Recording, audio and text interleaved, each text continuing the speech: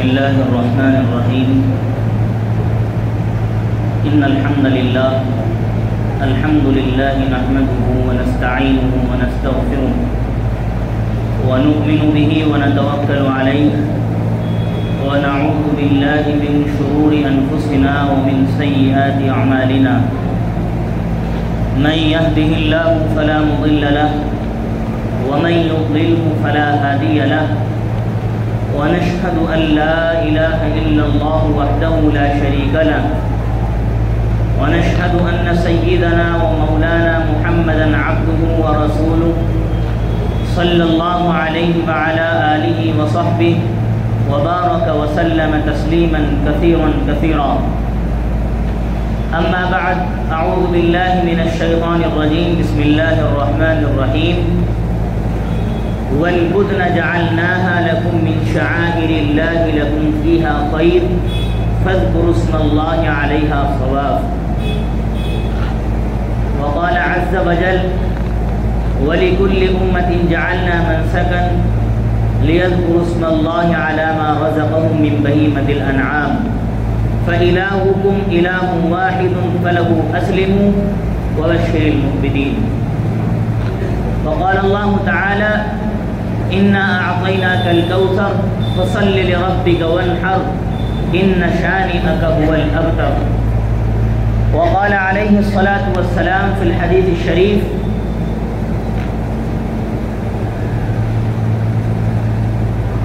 من كان له سعة ولم يضحي فلا يقربن مصلانا، أو كما قال عليه الصلاة والسلام. عزیزان محترم، معزز سامعین اعظام، نوجوان ساتھیوں، بزرگوں، دینی و ایمانی بھائیوں، آج ذوالحجہ کی 8 تاریخ ہے اور گزشتہ جمعے میں آپ حضرات کے سامنے عشرہ ذوالحجہ کی فضیلت کے تعلق سے چند باتیں عرض کی گئی تھی. اب آج کا جو موضوع ہے وہ ہے ایک عاشق صادق کی کہانی بشکل قربانی. ایک عاشق صادق کی کہانی بشکل قربانی. ہم جو عید الاضحیٰ کے دن قربانی کریں گے، اس کی کیا تاریخ ہے، کیا ہسٹری ہے، ہمیں اس بات کا علم ضرور ہونا چاہیے. اللہ کے نبی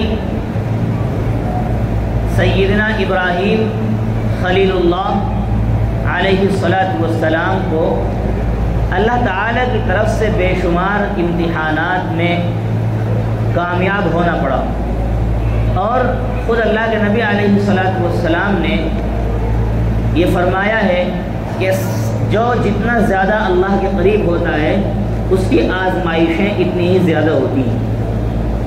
حضرت ابراہیم خلیل اللہ کو بہت ساری، بلکہ شروع سے ہی یہ سمجھیے کہ اس خاندان نے بڑی قربانیوں کا سامنا کیا ہے. اولاً تو گھر ہی سے سب سے پہلے آزمائش ہوئی.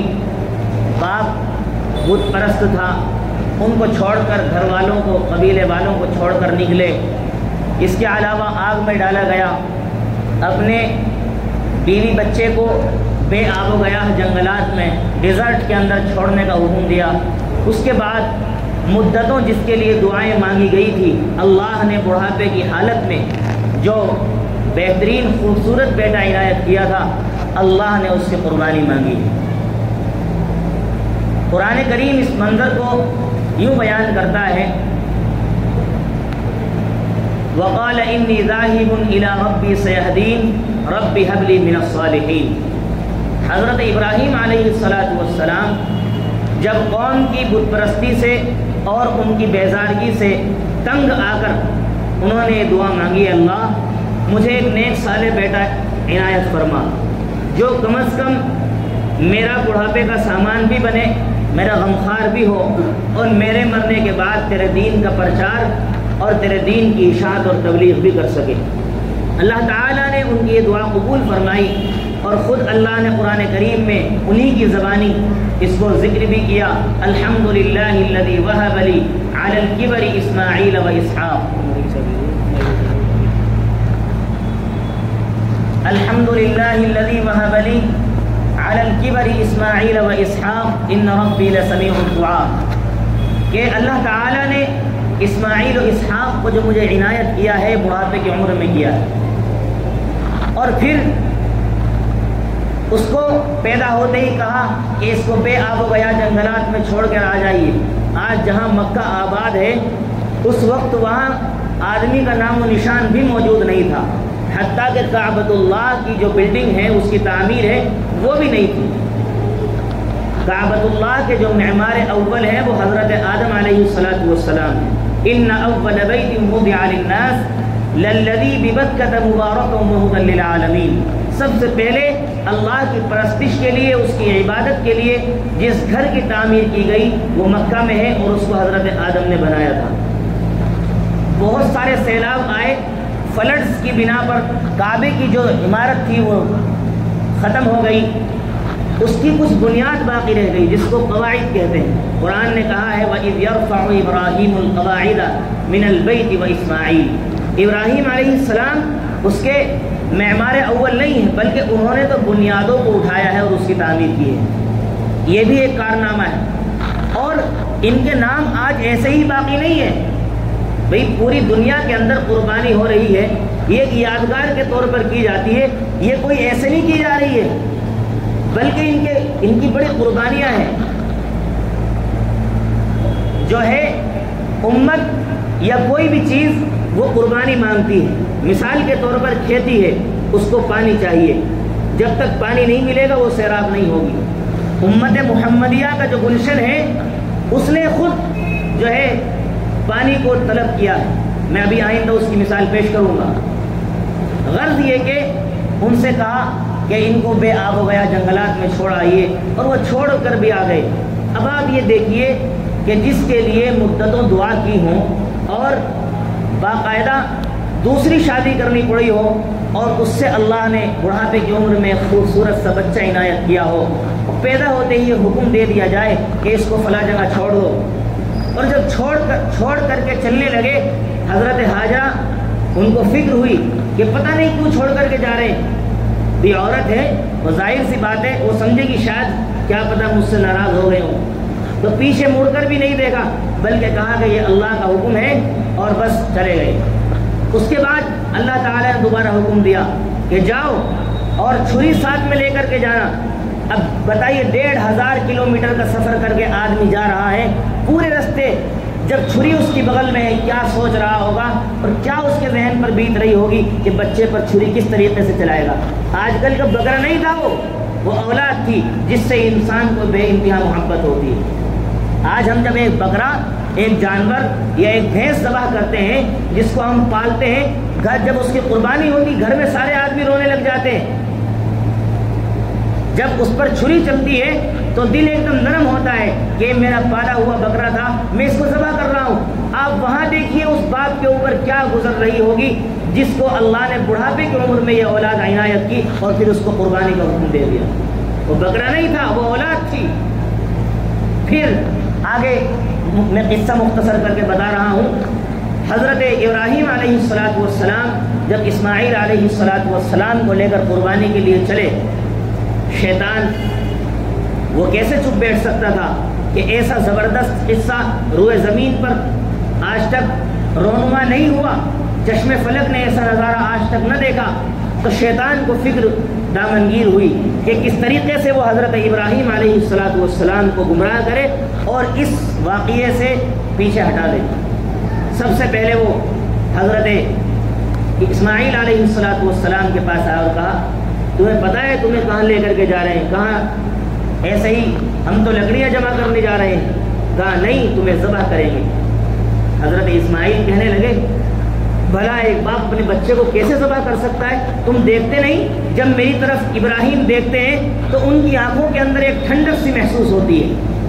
ظاہر سی بات ہے بڑھاپے میں اولاد اللہ نے دی تھی، جب دیکھتے تھے اور خوبصورت اور حسین، اور جب ذبح کرنے کے لیے لے جا رہے تھے اس وقت آپ کی عمر 13 سال تھی، جس کو قرآن نے کہا ہے فلما بلغ معه السعي، بلوغت کی عمر تک آپ پہنچ چکے تھے۔ تمام مفسرین کا اس پر اتفاق ہے کہ آپ کی عمر 13 برس کی تھی۔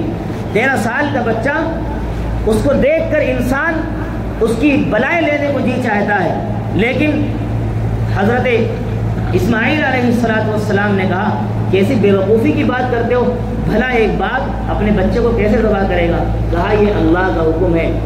حضرت اسماعیل علیہ السلام نے جیسے ہی یہ سنا تو کہا اگر اللہ کا حکم ہے تو اسماعیل کے قالب میں ایک جان ہے، اگر اس کے ہر بال کے برابر جان ہوتی تو میں اللہ کے لیے قربان ہونے کو تیار ہوتا۔ اس کے بعد پھر حضرت ابراہیم کے پاس گیا شیطان اور کہا کہ بھئی کیا یہی ایک اللہ کو راضی کرنے کا طریقہ رہ گیا کہ تم بچے کو ذبح کر رہے ہو؟ کوئی اور بھی طریقہ ڈھونڈ لو۔ کہا یہ اللہ کا حکم ہے، اور پھر اس کو وہاں سے بھگا دیا۔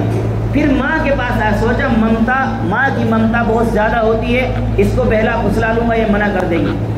حضرت ہاجرہ علیہ السلام سلام اللہ علیہ ان کے پاس آیا اور آ کر کے کہا کہ پتہ ہے لے کر کہاں گئے؟ کہاں لکڑیاں جمع کرنے؟ کہا نہیں، اس کو ذبح کریں گے۔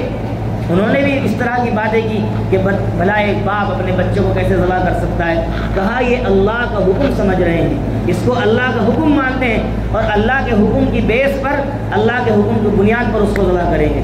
کہا کہ اگر اللہ کا حکم ہے تو میں اس طرح کے 100 اسماعیل بھی اللہ کی راہ میں قربان کرنے کو تیار ہوں۔ غرض یہ کہ حضرت ابراہیم علیہ السلام نے جب قرآن بیان کر رہا ہے فلما بلغ معه السعي قال يا بني اني ارى في المنام، جب پہنچ گئے وادی صخرہ میں تو اب اپنے بیٹے سے پوچھ رہے ہیں کہ بیٹے میں نے خواب دیکھا ہے جس کو میں 3 دن سے مسلسل دیکھ رہا ہوں، اور انبیاء کا خواب وحی کے درجے میں ہوتا ہے، ہمارے خواب وہ جھوٹے سچے ہو سکتے ہیں، قرآن نے بیان کیا ہے اضغاث احلام، ہمارے خواب وہ دن کے خیالات کا عکس بھی ہو سکتے ہیں، ہمارے خواب کی کوئی حقیقت اور حیثیت نہیں ہے، لیکن انبیاء کے جو خواب ہوتے ہیں وہ بمنزلہ وحی ہوتے ہیں، اور ہمارے جو سچے خواب ہیں وہ نبوت کا 46واں حصہ ہے، لیکن انبیاء کے جو خواب ہوتے ہیں وہ بمنزلہ وحی۔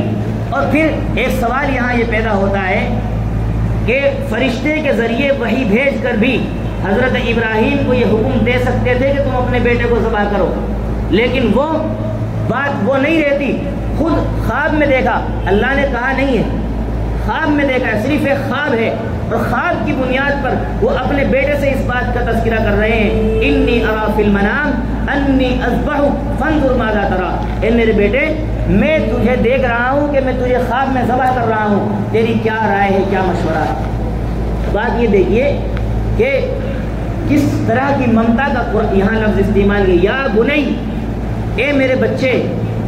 پھر بیٹا بھی ایسا ہی تھا، علامہ اقبال رحمۃ اللہ علیہ نے کہا تھا کہ یہ فیضان نظر تھا یا کہ مکتب کی کرامت تھی، یعنی نظر کا فیض تھا یا ماں کی گود کی تربیت تھی، یہ فیضان نظر تھا یا کہ مکتب کی کرامت تھی، سکھائے کس نے اسماعیل کو آداب فرزندی، یعنی اسماعیل علیہ السلام کے اندر اتنی ذہانت اور فطانت کس نے پیدا کی ہے؟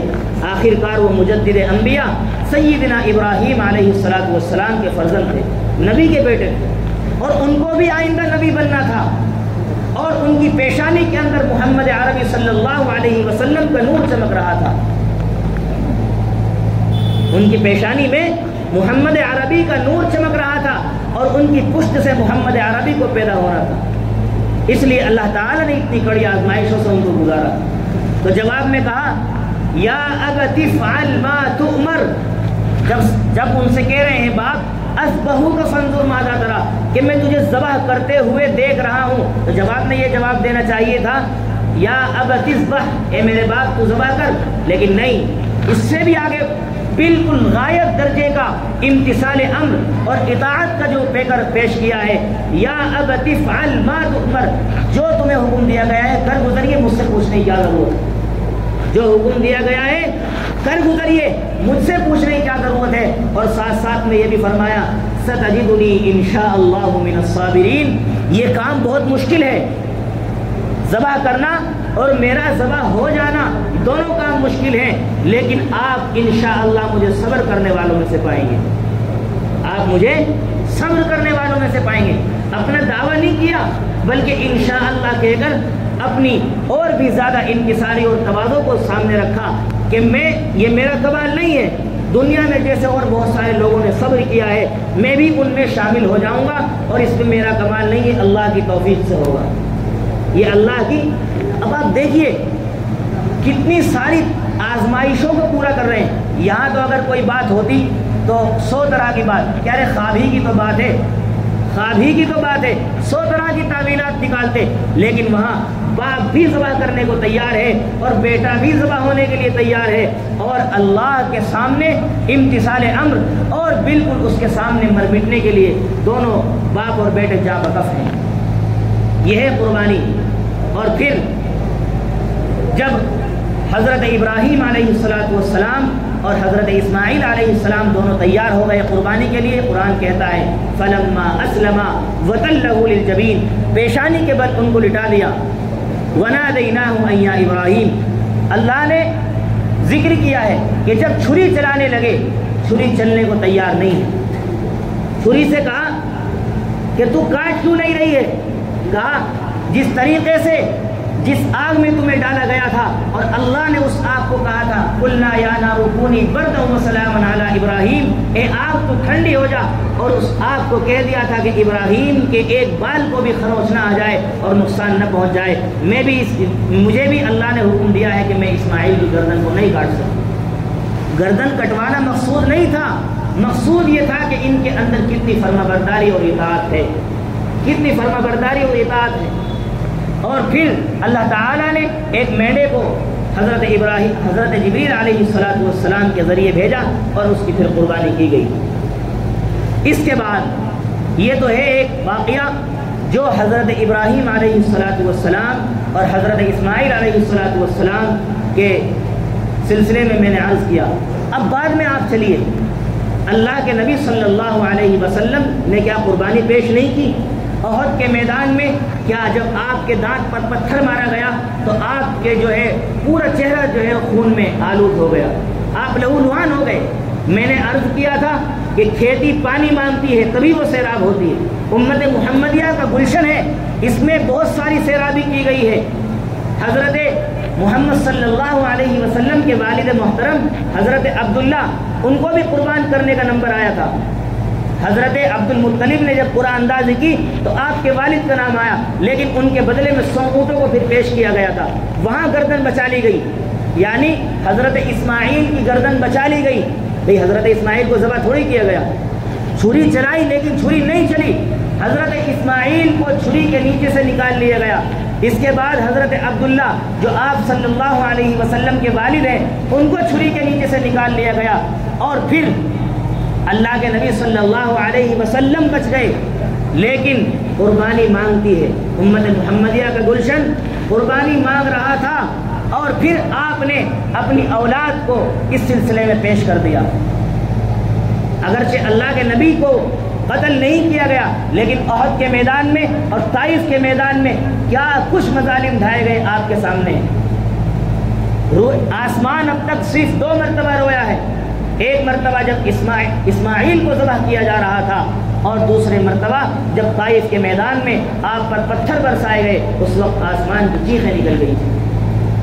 اور پھر آپ دیکھیے اللہ کے نبی صلی اللہ علیہ وسلم، حضرت عبداللہ، حضرت اسماعیل چھری کے نیچے سے نکال لیے گئے، لیکن کربلا کے میدان میں حضرت حسین اور آپ کے جو آل کے لوگ تھے، آپ کی نسل کے لوگ تھے، ان کو کربلا کے میدان کے اندر شہید کیا گیا۔ یہ قربانی نہیں ہے؟ بالکل قربانی ہے۔ اسی کو علامہ اقبال نے کہا تھا قتل حسین اصل میں مرگ یزید ہے، اسلام زندہ ہوتا ہے ہر کربلا کے بعد۔ جب جب قربانی دی جاتی ہے اسلام کے اندر ایک نئی جدت آتی ہے اور اسلام مزید تر و تازہ ہو جاتا ہے۔ حضرت حسین رضی اللہ تعالی عنہ نے کربلا کے میدان میں شہادت دی، 17 لوگ آپ کی نسل کے شہید کیے گئے، 72 تو جو واقعہ ہے وہ تو اکثر غلام تھے، لیکن 17 ایسے تھے جو آپ کی نسل کے تھے، علی اکبر، قاسم، جعفر، تمام نام ہیں۔ 17 لوگوں کو آپ کی نسل کے کربلا کے میدان میں شہید کیا گیا۔ یہ قربانیاں نہیں تو کیا ہیں؟ حضرت حسین جو اتنے عزیز اور اتنے پیارے تھے اللہ کے نبی کو کہ شاعر نے کہا ہے لمبے سجدے کیے نبی نے کہا اے نواسے تیری خوشی کے لیے.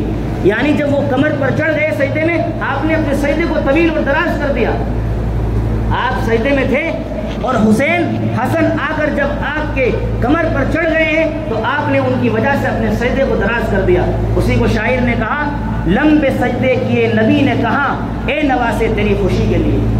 نواسے کی خوشی کے لیے آپ نے سجدے کو لمبا کر دیا. اتنے عزیز تھے, لیکن کربلا کے میدان میں ان کی شہادت ہوئی اور پھر اسلام کا گلشن تر و تازہ اور سرسبز و شاداب ہوا. یہ ہے وہ قربانی. ہماری قربانیاں کیا ہیں؟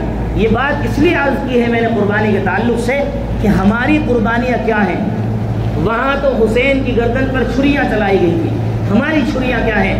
ہماری چھری یہ ہے کہ ہم غیبت کو, جھوٹ کو, چغلی کو, بہتان کو, کسی کا حق مارنے کو, بیویوں پر ظلم و ستم کو اور جھوٹے مقدموں کو, کسی کی جائیداد ناحق دبانے کو, یہ تمام چیزیں ہمیں چھوڑنی پڑیں گی. اور ہمیں قربانی کرنی ہے اللہ کی صرف اطاعت کے لیے. دکھلاوے سے اور ریاکاری سے اور جو فاسد نیتیں ہیں ان تمام کو ایک سائیڈ رکھ کر صرف ایک اللہ کے لیے ہمیں قربانی کرنی. اور قربانی کا پیغام, سب سے بڑا قربانی کا پیغام یہ ہے کہ آپ ظاہری طور پر جانور کو ذبح کر رہے ہیں. یہ کیوں کر رہے ہیں؟ اللہ کا حکم ہے. جس بکرے کو آپ بہت محبت سے پالتے ہیں آپ اس کو اللہ کی راہ میں ذبح کر دیتے ہیں. اس کے بعد اس کا پیغام یہ ہے کہ آپ اپنی انا, اپنے تکبر, اپنے کبر کی آپ جو ہے اس کی بھی قربانی کیجیے. جانور کی قربانی کرنا اصل نہیں ہے. اصل قربانی بہت ساری چیزوں کی ہے. ہمارے دل کے اندر جو گھمنڈ, تکبر, انا, یہ تمام جو روحانی امراض ہیں ان کی بھی قربانی کرنی پڑے گی. جب یہ ختم ہوں گے تب ہماری قربانی صحیح قبول ہوگی. آپ 1 لاکھ روپے کا بکرا لائیں, ریاکاری اور دکھلاوے سے آپ اس کو ذبح کر رہے ہیں اور اس کی فوٹوگرافیاں کر کے نہ جانے آپ کیا کیا تماشے کر رہے ہیں. ایسی قربانی اللہ کو پسند نہیں ہے. اللہ تو فرماتے ہیں لن ینال اللہ لحومها ولا دماؤها ولکن ینالہ التقوی منکم. مجھے تمہارا گوشت نہیں چاہیے, تمہارا خون نہیں چاہیے, میں تو صرف دل کا تقوی اور دل کی بات جاننا چاہتا ہوں کہ کس کے اندر کتنی اطاعت ہے. ظاہری طور پر جانور کو ذبح کرنا, اس کا پیغام یہ ہے کہ ہم یہ جتنی غلط چیزیں ہیں ان تمام کا خاتمہ کریں. جھوٹ, غیبت, بہتان, الزام تراشی, اسی کے علاوہ ناحق کسی کا مال جھڑپنا اور کسی کی جائیداد پر قبضہ کرنا, جھوٹے مقدمے کرنا, کسی کو غلطی کے ساتھ کسی کو جھوٹے مقدمے پھنسا کر اس کو اٹھوا دینا, یہ جتنے معاشرے میں خرابیاں ہماری پائی جا رہی ہیں ان تمام کا خاتمہ کرنا ضروری ہے. یہ ہے اصل اس قربانی کا پیغام. ہم سمجھ رہے ہیں جانور ذبح کر دیا ہو گئی چھٹی, نہیں. ابھی ہم نے جانا ہی نہیں کہ قربانی کی روح ہے کیا. قربانی کی روح کیا ہے؟ قربانی کی روح یہ ہے کہ اس سے جو پیغام مل رہا ہے کہ ہم ان تمام برائیوں کو چھوڑ دیں اور اچھائیوں کی طرف لگ جائیں. ان تمام برائیوں کو چھوڑ دیں اور اچھائیوں کی طرف لگ جائیں. اور اس کا بدلہ کیا ملے گا؟ اس کا بدلہ فرمایا بکل شعرۃ حسنہ, ہر بال کے بدلے نیکی. صحابہ نے کہا فسو, بہت سارے کے جسم پر اون بھی ہوتا ہے, فرمایا کہ اون کے بارے میں کیا کہتے ہیں؟ کہا بکل شعرۃ من الصوف حسنہ, ہر اون کے بال کے بدلے میں بھی جو ہے وہ ایک نیکی ملے گی. اور فرمایا جب انسان اپنے جانور کو ذبح کرتا ہے اس کا خون زمین پر گرنے سے پہلے بندے کی مغفرت ہو جاتی ہے. زمین پر خون گرنے سے پہلے اللہ بندے کی مغفرت کر دیتا ہے. اور جن کے پاس مال ہے اس کے باوجود قربانی نہیں کرتے, سخت وعید بھی ہے. فرمایا من کان له سعة ولم يضحي فلا يقربن مصلانا. اللہ نے جس کو گنجائش دار بنایا ہو, جس کی جیب میں اللہ نے استطاعت دی ہو, گنجائش دی ہو, اس کے باوجود وہ قربانی نہیں کرتا تو وہ ہماری مسجد اور عیدگاہ کے قریب بھی نہ آئے. اسے کوئی ضرورت نہیں ہے بقرہ عید کی نماز پڑھنے کی. جسے اللہ نے صاحب استطاعت حیثیت دار بنایا ہے اور وہ قربانی کر سکتا ہے, پھر اگر وہ قربانی نہیں کرتا ہماری مسجد کے مصلی کے قریب نہ آئے.